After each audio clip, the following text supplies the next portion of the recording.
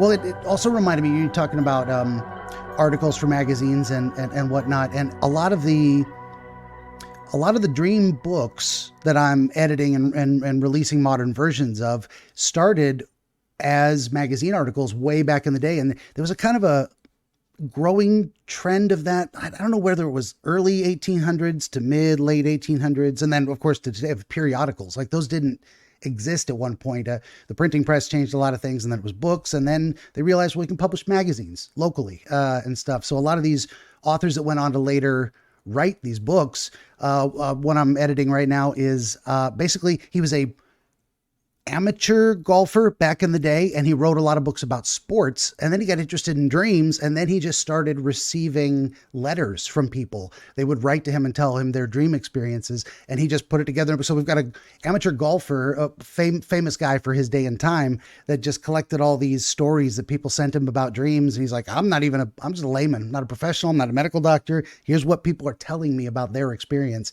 That's been a fascinating book to edit.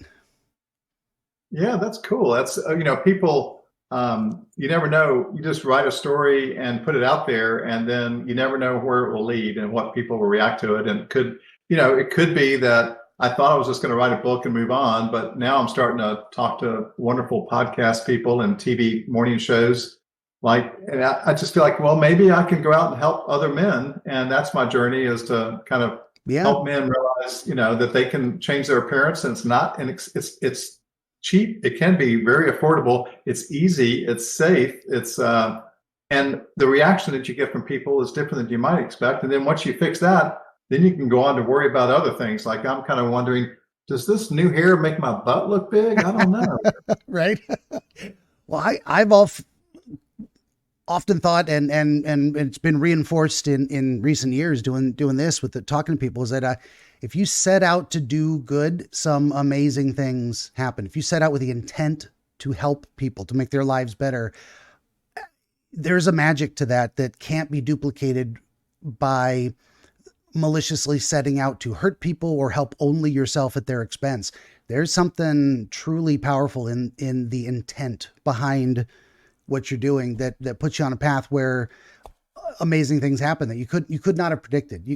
You get it like a sevenfold benefit come back to you, in a sense. Like, I helped this one person and all these beautiful things drop in my lap that if I hadn't wanted to do that, if I hadn't made the effort, none of this would have been possible. So that's a very powerful thing too, in my mind.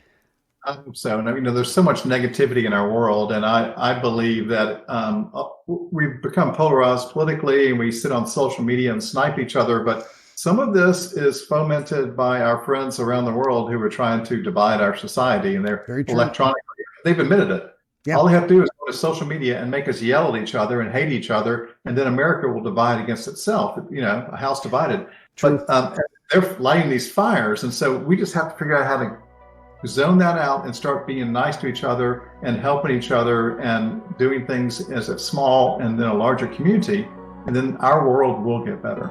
I think so too.